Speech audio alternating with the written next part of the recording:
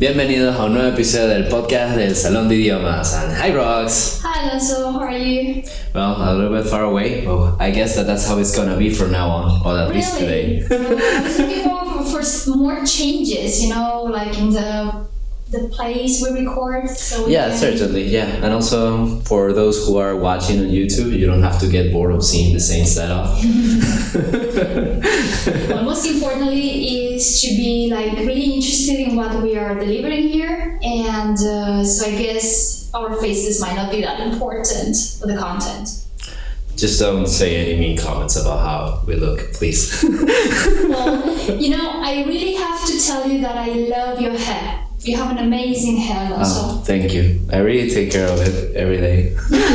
I can see that, so there's no much, negative things to say regarding our look, I think. Okay, well, thank you very much. I would love to talk about my hair all day since I really love my hair. That's an interesting point for another podcast episode. What do you think? Yeah, so I hope that you're looking forward to it. I guess that we can leave this as a cliffhanger. So what are we going to talk about today, Rox? Yeah, so today we're going to be talking about the exam Habilitación Lingüística por la Comunidad de Madrid. We have already talked about this. Yeah, as a matter of fact, that was our first podcast. So whoever is really interested on knowing not just what we said about the Habilitación Lingüística in that video, but also how different it is for now, how we're recording things now, you can check that out. Yeah, definitely. So we talked about that in the first episode we released. However, today I think we can focus a bit more on some of our students' experiences or experience during the exam, and we will try to answer to some of the questions we were asked by students or even by people interested in getting to know how this exam works. So we have a list of questions and we're going to be covering those. Okay, so yeah, first and foremost, just so people get a little bit the glimpse of it, can you tell me a little bit more about the Habilitación Lingüística? Something really brief. So Yeah.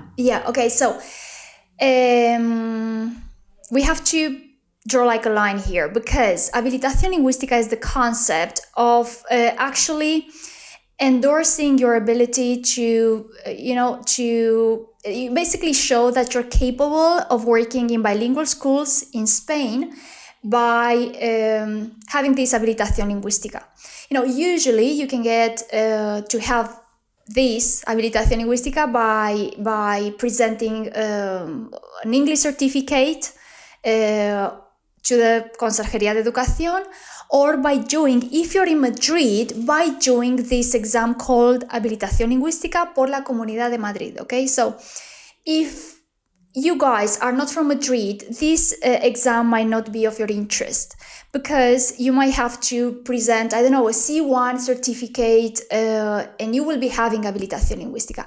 Now, Madrid, the Community of Madrid enables as well once a year this exam aimed just for, if you pass it, just for be giving the Habilitación Lingüística, which by the way is valid just in Madrid. So if you pass this exam in Madrid, but you eventually will work in a different community, it's not gonna be valid, okay? So right now we're talking about the exam which is carried out in Madrid and which will take place in a month or two because we are in January and it's usually in March or so.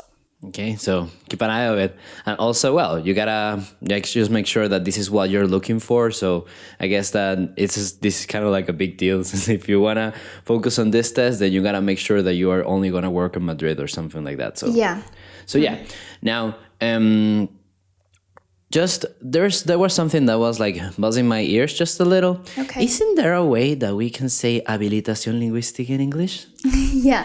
Okay. So it's funny though because in Spain we just use the word Habilitación Lingüística, right?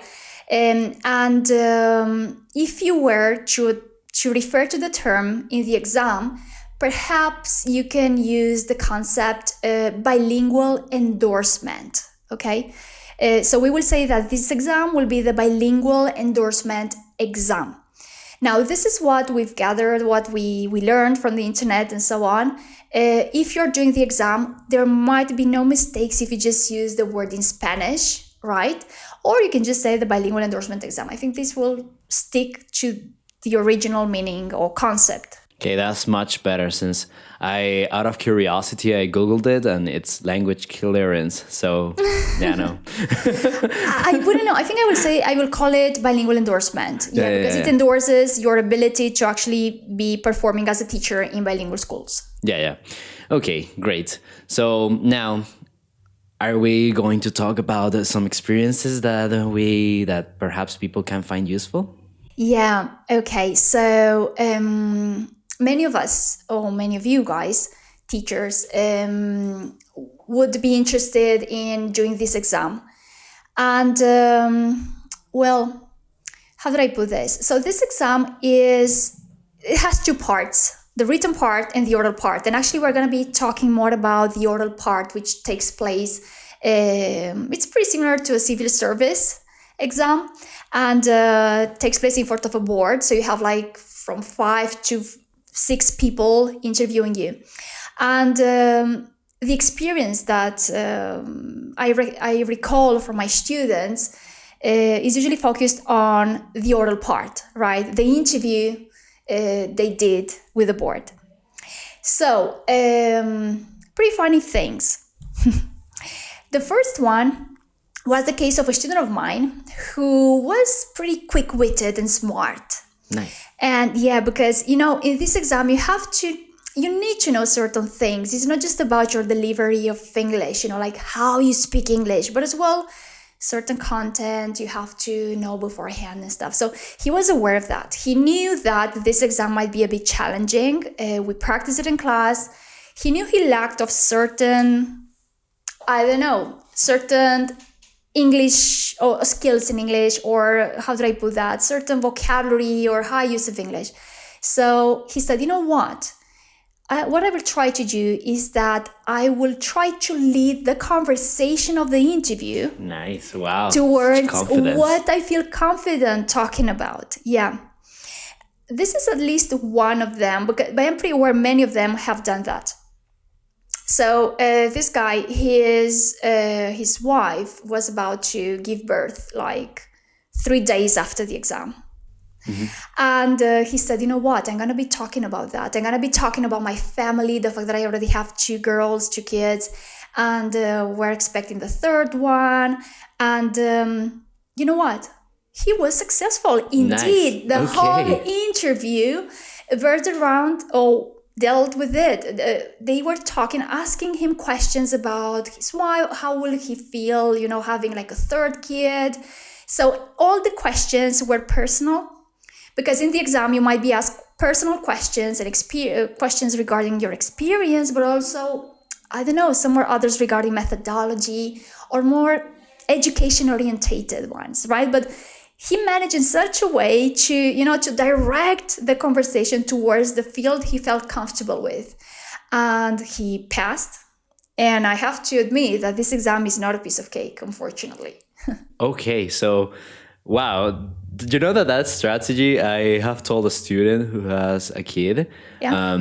I told her, like, what about this hobby that you have? Well, you know that I don't have many hobbies right now since I have a kid. And it's like, why don't you use that? Why don't you talk about that? And then we end up just like talking about her kid, about every single thing. So we can always use that. So yeah. Now, could it be that the board could be also a little bit gossipy? What if I just try to lead a conversation about, I was in the classroom and, something that you should not do as a teacher is to read your phone. However, I read a text where my partner was breaking up with me, and you know what and then you end up talking about it. You lead the conversation towards your little drama. Would they actually enjoy that? It's like, what happened? Oh my God, did she? Yeah, at least in this guy's case, the board was they were really nosy, like asking him more questions. And I was a bit reluctant when he first told me that he will try to do that in the exam, because I said, you know what, perhaps they won't, they will lose track of the fact that they have to pay attention to your English or to your knowledge regarding content and education and the way you deliver lessons, blah, blah. But he was so right. And what a visionary. yeah. And I was extremely happy because, his classmates perhaps performed even more fluently in English than he did. And some of them weren't that lucky, Yeah. But I think that was a really smart way of doing it. Now, Certainly. guys, I'm not sure whether it's going to be working when, always. Well, funny thing, another student, like the following year, what I believe it was last year, if I'm not mistaken, he did something similar. Yeah, it was last year. But this time he didn't speak about family. He just directed the conversation towards a kind of methodology he uses in the classroom. Okay. So it was like a really, fancy word.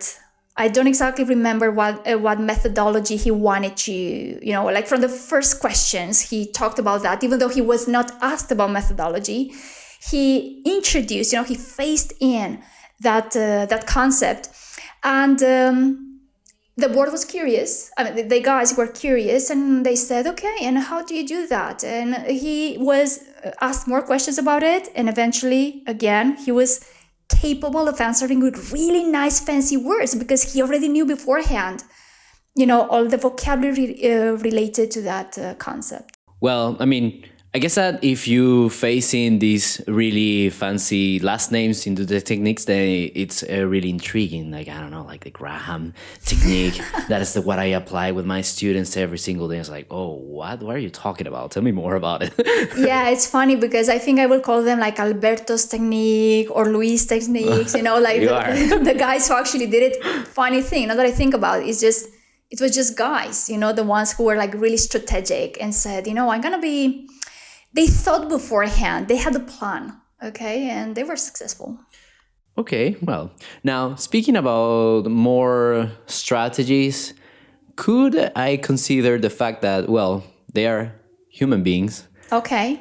In order to butter them up a little? Butter them up, yeah, for sure. Oh, so I guess that you have an interesting story about this. Well, I wouldn't say like a specific story, but I do remember throughout these past years, we've been preparing this exam for the past 5 or 6 years, if I'm not mistaken.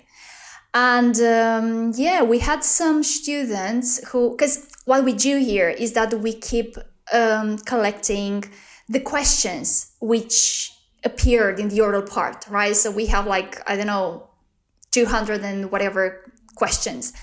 And I remember that some of my students, they already knew, like when I gave them the questions, so they already brought some repertoire of questions they collected from whoever. And they knew that one of the questions was, why, or would you like to be a civil servant, right? So we have to bear in mind that the guys, on the board, they are civil servants. So they passed this exam. So we came up with a strategy of actually talking about the perks of being a civil servant, but most importantly, of such as like the difficulty and the challenge and the merit that civil servants have for working so hard, for passing the exam, for being so capable of doing their job, right? So it was a way of buttering them up, Nice. you're there on the board, you're great, man. You managed to be on the board. So it's a way of creating the rapport with them,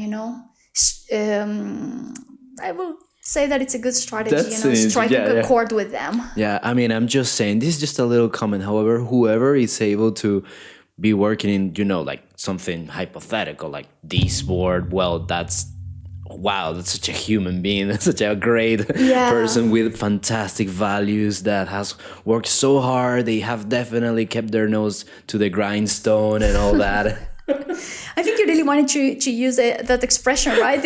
Yeah, right.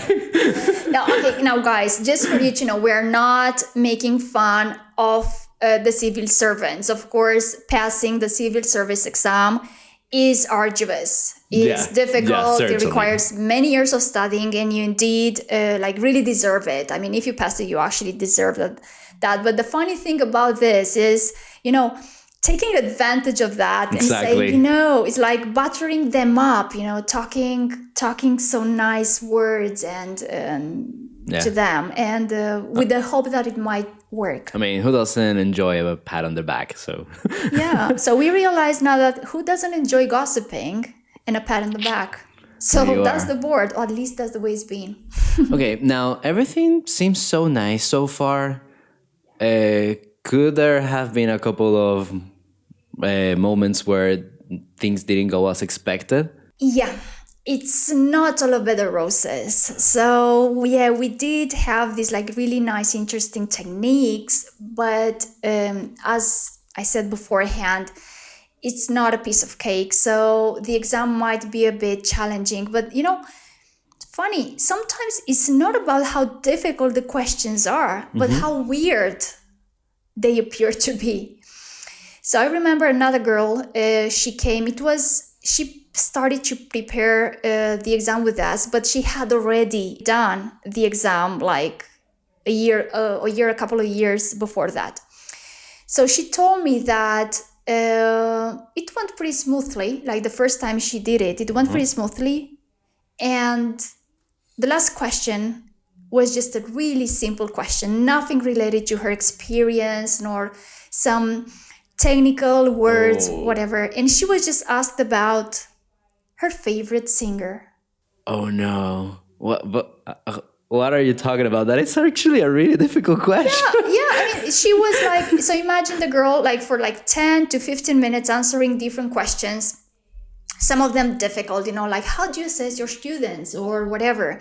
What do you think about homeworks? Or I don't know, like more specific ones. And out of the blue, the last one, she was asked, can you tell us what's your favorite or who is your favorite singer? And she went blank. Yeah, well. She didn't expect that, right? So she was expecting something more, along the same lines. Yet she was posed that question and she went blank. Nothing came. I think it took her like a while, or perhaps I might be mistaken. Sorry. I think she was asked who her favorite actor was. She went blank. And the board started to feel a bit uneasy. It's like, oh my God, because the board, as you said, they're humans, and of course, and they might feel, they feel empathy with you, and they will say, oh my gosh, she's nervous. So they say, okay, well, no worries. Tell us tell us about your favorite singer. So that was the second question, because the favorite actor, she didn't remember. She couldn't say anything, but then the favorite singer. And I remember she's such a sweet girl. She told us, the first thing that came to my mind was Jose Luis Perales. And that's fun because it's like an old guy, a guy from the, 60s, 70s. And I'm not pretty sure. I guess the board knew about that. But it was a bit, It was funny because she answered that, but, she didn't pass for sure because that's why she ended up coming and preparing for the exam. But that's pretty challenging, like to be asked weird, random questions out of the blue. And So keep in mind, you see that is just the little gossipy aspect. Like, all these teaching things are really interesting. Now, tell me a little bit more about what you like. Well, I'm just joking. However, I have to say that that's a little bit difficult. I wouldn't know what to say. I mean, I would just come up with whatever crosses my mind as she just did. However, I'm thinking, who's my favorite singer? Yeah, but I think this is a thing that comes up in many official exams. In most of them, you already know, like, the kind of the questions you might be asked or the time you have for answering the questions. However, one of the things we have to bear in mind when preparing for an official exam is improvisation. We've been talking about this for the past, in other podcasts and stuff. And that's one of the things we also try to work on in this exam, but also, in others. How you're capable of coming up with interesting ideas, or if you lose track of your thoughts or the train of your thoughts, is like how to get back on track. Yeah. So expect the unexpected, I guess. Yeah, that's it. And the more you train, the better. The more you're asked. So what we do, for instance, I remember when we will have many in-person classes. So right here, I think it was actually the same classroom. And that was before the pandemic, because after the pandemic, everything kind of moved online. Mm-hmm. So before the pandemic, we will have this classroom where after a while, perhaps after like the third class, we will place the candidate to the exam, which was like all of them, but me, was placed in the middle. And we had like 6 others, like students in the classroom preparing for the same exam, asking him or her questions, but they had to be on the spot. The candidate had to be like in the middle of the classroom, and he or she was asked questions, different questions. Some of them were easy, others were a bit more intricate, and you will feel really uneasy because everyone is watching you. You're surrounded by people asking you questions. Well, you see it, right? You're there, but being exposed to that at first is difficult, but eventually, and I remember after like some weeks, they will feel comfortable, and you can observe much better their body language. Many people will try to resemble or to seem that they are comfortable by, by sitting in such a way that they seem comfortable, but it's too mechanical. That they are doing it because they want to pretend to appear that they are comfortable, but perhaps deep down they are not.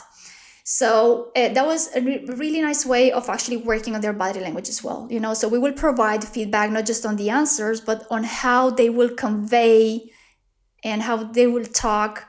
Depending on the gesture they will make, on whom they will look at, because that was another thing. Sometimes when you're like there surrounded by people, you might end up just looking at one person, the one who seemed to be more sympathetic with you, right? So you might disregard or gloss over the fact that you have to look at everyone, no matter whether you feel uncomfortable or not. Or you have to feel, don't hide your hands too much, or don't feel too much uneasy. So, but the more you work on that, the better. Because it's like, you get used to it.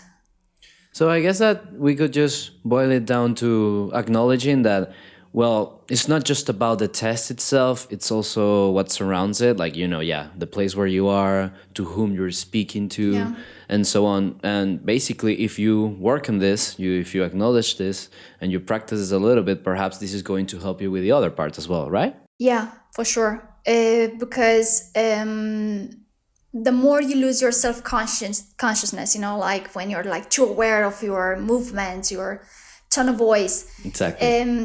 Eventually, like the more comfortable you get with it, the easier it is to focus on the content you're delivering and answering the question. Yeah. Now, just a quick question. Am I moving like a little bit weird?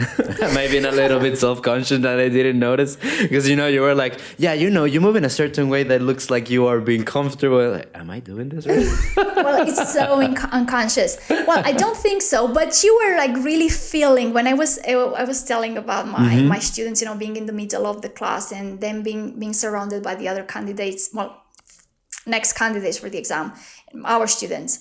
And being asked questions, you're like, because you sympathize with them. And I did. I mean, it's a bit difficult. Yeah. Yeah, but sometimes you have to play like that. It's like I empathize a lot with my students. I sympathize with them, and but I should never leave my guard down, because otherwise, if I understand them too much, I might not be as demanding as I should be. Exactly. Yeah. It is, and I have to acknowledge and I have to batter the candidates for the bilingual examen up. They go through a pretty harsh training. I mean, at least with us, right? Perhaps if you train by yourself or with someone else, I don't know how you will do it, but at least with us, you go through some harsh training, you learn some specific concepts and vocabulary, you're asked to do that in your answers. You have to mind and to be careful with your body language. So then you go to the exam, you pass, and I believe you really deserve that. You really have a merit there for doing that. Okay, yeah. It's not yeah. just an exam, it's like a, I don't know, multi-level exam. You just go, Exactly. whatever. No, It it's a has pretty demanding yeah, one. it's so nuanced. Yeah, certainly. Now, have you got a couple of tips on how to work on at least like your body language, for instance? Something so you don't have to be so self-aware? Well, I guess I'm a bit more old school. Mm-hmm. So the more you practice, the better. The first thing is exposing yourself, right? There So you it's are. like, go there and do it. And you might be nervous. You're nervous. I won't tell anything. You just have to answer the questions. Of course, I will try to make it a bit easier for the students at first by posing some not that intrinsic questions. And then the following class, you do it again, but then I will tell you try not to move your hands that much, right? Okay. So if you were to move your hands, I will tell you while you are doing the interviews, like, hey, your hands. Oh yeah, right. Because some people are nervous, they tend, and myself, I used to have a lot of stage fright. When I Yeah. was a student, when I was a teenager, I couldn't even bear looking at the people in their eyes. And when I was a student at university, I remember like just virtually sweating when I had to present in front of 80 people in the first year of university, because unfortunately I was not taught how to do that. Yeah. And I was scared. So, but the more you do it, the more comfortable you get with it. So what we do is expose yourself, and gradually you're going to be given more feedback. It's like, hey, do it like this, don't do it like that, try to do like this, like that. And eventually they get used to it.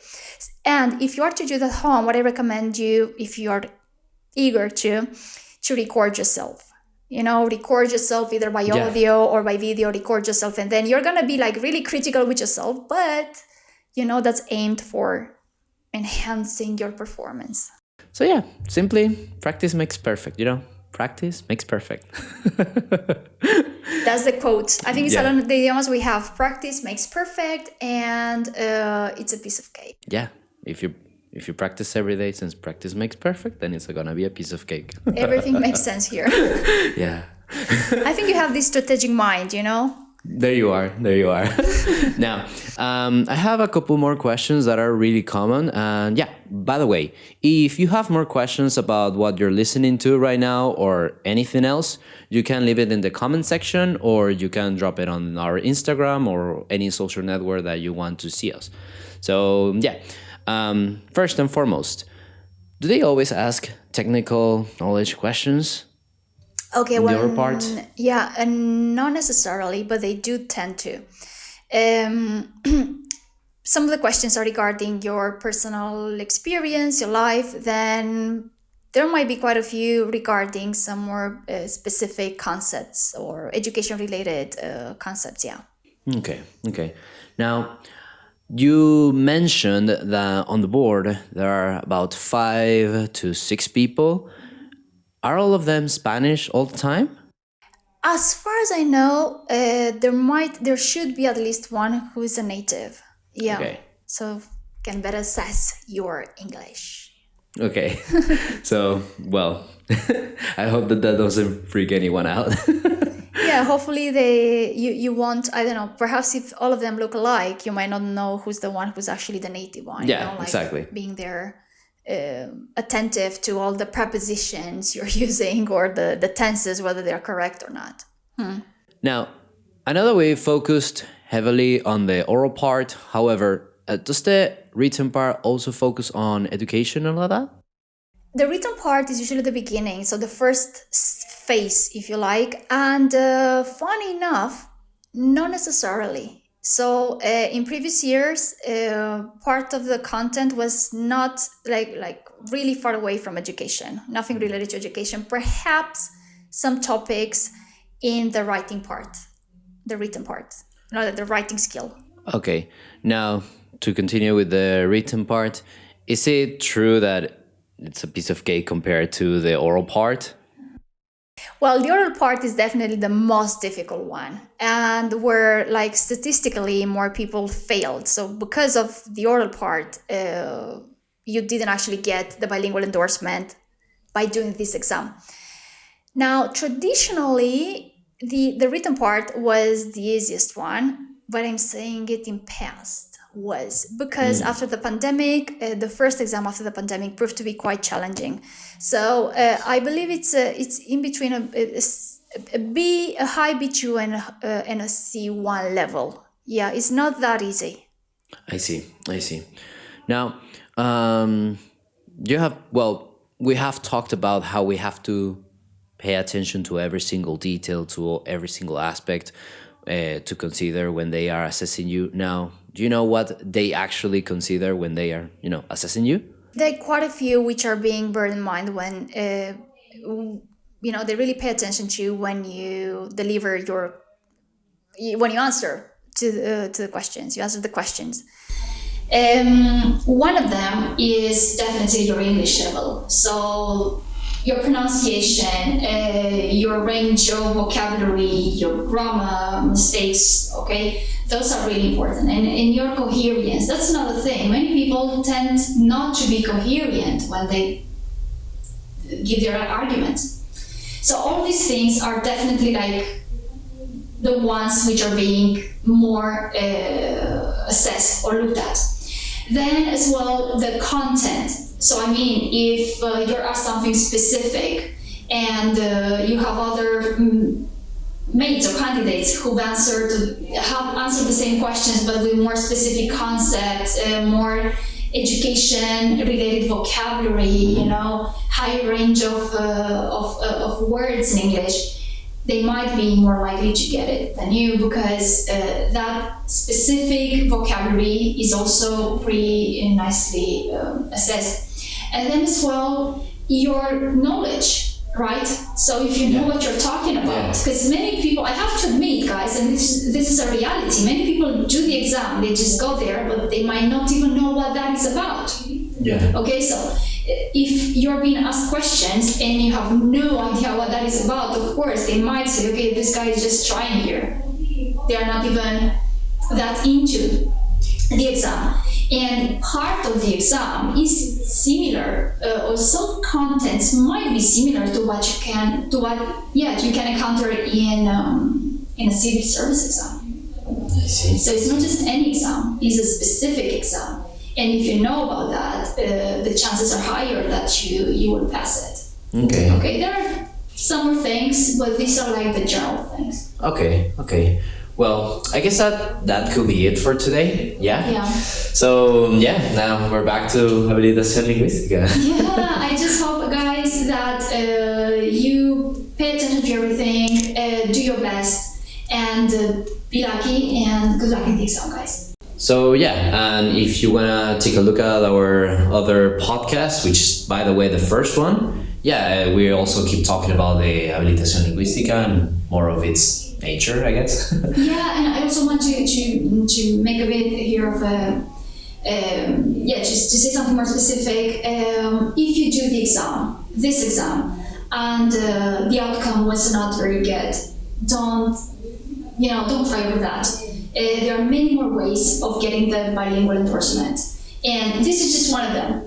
Like 90% of the people get it by doing an official exam, a C1 level. It depends on what the minimum score you're required, or it depends on the community you are in. You live. So don't cry over that because there are many more ways of getting the bilingual exam. There you are. So keep it cool.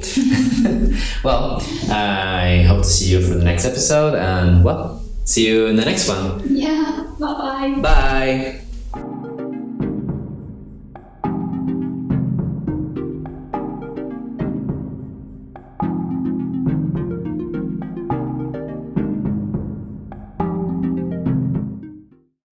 Ya he regresado y hoy volvemos con un capítulo súper curioso y muy entretenido. Rox y yo hablamos sobre el examen de la habilitación lingüística por la Comunidad de Madrid.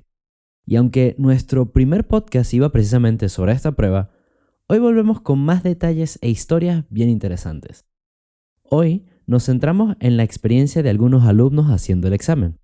Rox nos cuenta algunas anécdotas y contesta algunas preguntas sobre la prueba. Empiezo preguntándole a Rox en qué consiste la habilitación lingüística o este examen en concreto. Me comenta que la habilitación lingüística es la competencia en inglés que los docentes necesitan demostrar para poder trabajar en los colegios que participan en el programa bilingüe. Eso se consigue de dos maneras: presentando en la Conserjería de Educación un título de inglés o, si son de Madrid, también tienen la opción de hacer esta prueba, y nosotros nos centraremos en este último examen. Por curiosidad, le pregunto a Rox cómo se le llama a esta prueba en inglés y me comenta que, aunque podemos referirnos a ella en español, tal vez podemos usar el concepto Bilingual Endorsement Exam. Le comento que había visto otras opciones de nombre como Language Clearance y, aunque eso nos hace gracia, Rox piensa que endorsement se ciñe más al concepto real. Rox comenta que en esta prueba cuenta con dos partes: la escrita, en la que se evalúan las destrezas de listening, reading, writing y use of English, y la oral, que se hace otro día y que, por lo visto, tiene un parecido con las oposiciones porque estás delante de un tribunal de unas 5 o 6 personas que te hacen preguntas bastante intimidating, ¿no les parece? La primera experiencia que Rox recuerda es de un alumno suyo bastante quick-witted, o lo que viene a ser bastante espabilado, cosa que es necesaria pues esta prueba oral no trata únicamente de contestar a las preguntas, sino también de conocer ciertos conceptos y contenido relevante. Pues eso, que el alumno era consciente de la dificultad del examen y que tal vez a él le faltaba cierto use of English más avanzado, o igual no tenía un dominio de la lengua muy afinado. Lo que decidió este chico es llevar la conversación a un tema con el que él se sentía cómodo hablando. En concreto, como su mujer iba a tener un bebé, a los pocos días del examen, el alumno de Rox decidió hablar de su familia, del hecho de que esperaban un tercer niño. Curiosamente, todas las preguntas rondaron sobre eso, y pues el chico aprobó. ¡Qué genial!, ¿no les parece? Le comenté que algo similar me le estaba aconsejando a un estudiante que yo tuve, ya que me decía, cuando hablábamos, por ejemplo, de hobbies, me decía que no tenía mucho tiempo para los hobbies, ya que tenía un niño muy pequeño. Y yo le dije que, pues, ¿por qué no utilizaba esto como base para hablar? Que de repente no tendría mucho tiempo para hacer sus hobbies, porque tiene un hijo y, bueno, todas las responsabilidades que esto acarrea, y hablando un poquito más de su hijo. Y así, pues, no tiene que tratar de inventarse cosas que no puedan ser ciertas. Y bueno, yo le pregunté a Rox si cree que igual el tribunal es un poco, pues, cotilla, y dijo que sí. Y es que sí puede ser un poco nosy o entrometido. Rox sigue contándonos que otro alumno, de hecho, el año pasado, hizo algo bastante similar, pero en vez de centrarse en hablar de cosas personales, derivó el tema de la conversación sobre un tipo de metodología que usaba en clases. Aunque no le preguntaron sobre eso, he faced in, o introdujo, en la primera pregunta ese concepto. Eso despertó la curiosidad del tribunal y todas las demás preguntas vertieron sobre esa metodología en concreto y la experiencia del alumno. Bastante inteligente, ¿no? Como él ya sabía palabras muy fancy o sofisticadas, sus respuestas quedaron súper bien. Como me parecía gracioso, le digo que me parecería curioso que esa técnica de meter conceptos muy elaborados tuviera algún nombre en concreto, tipo The Graham Technique. Y nos reíamos porque igualmente podría llamarse Alberto's Technique o Luis Technique. Por otro lado, pregunto a Rox si se les puede butter up o hacer la pelota al tribunal. Al fin y al cabo, pues son humanos. Y Rox dijo que sí, sin duda. Ella, de hecho, recuerda que en todos estos años de preparación del examen de la habilitación, una de las preguntas más frecuentes que fue hacer en la parte oral es: ¿te gustaría ser funcionario público? Como sabemos que no es una labor fácil aprobar las oposiciones y el tribunal está creado por funcionarios, una de las estrategias que Rox y sus alumnos hicieron fue hablar de los perks o beneficios y méritos y la dificultad por la que pasan los futuros funcionarios, de transmitir un poco la idea de te admiro por estar en el tribunal y intentar strike a chord o tocar un poco la fibra sensible de los entrevistadores. Yo digo que podríamos usar la expresión keep your nose to the grindstone, o lo que viene a ser trabajas muy duro durante mucho tiempo. Al fin y al cabo, ¿quién no disfruta de a pat on the back o una palmadita en la espalda? Y como todas estas experiencias han sido positivas, pregunto si ha habido también momentos en los que no se ha salido todo como se esperaba. Y Rox nos dice que efectivamente no todo es positivo, o lo que viene a ser en inglés, it's not all a bed of roses. Pues esta prueba no es pan comido o a piece of cake, una expresión que igual pues ya conocen. Curiosamente, Rox nos comenta que muchas veces no se trata de lo difíciles que las preguntas puedan ser aparentemente, sino de lo raras que pueden ser. Rox recuerda el caso de una alumna que cuando se apuntó con Salón de Idiomas ya se había presentado al examen el año anterior. Esta alumna comentó que la primera vez que se presentó e hizo la parte oral del examen, la entrevista fue pretty smoothly o con soltura y sin mayor dificultad. Hasta la última pregunta que, sorpresa, fue muy simple. Si bien ella contestó bastante bien a las preguntas previas, que habían sido más complicadas, la pregunta fue out of the blue, o lo que viene a ser de repente, sobre su actor favorito. Desgraciadamente, dado que no se esperaba eso, la alumna quedó en blanco. She went blank. Tras un rato, el tribunal incluso se sintió un poco uneasy o incómodo, y para cambiar el tema le hicieron otra pregunta sobre su cantante favorito. Por lo visto, la primera respuesta que le vino a la mente fue José Luis Perales, un cantautor español bastante famoso y que triunfó bastante en las décadas pasadas. Sin embargo, dado el torno de la entrevista, la alumna suspendió el examen la primera vez que se presentó. La verdad es que estoy de acuerdo con el hecho de que es un poco difícil pensar la respuesta a este tipo, aunque la pregunta sea aparentemente fácil.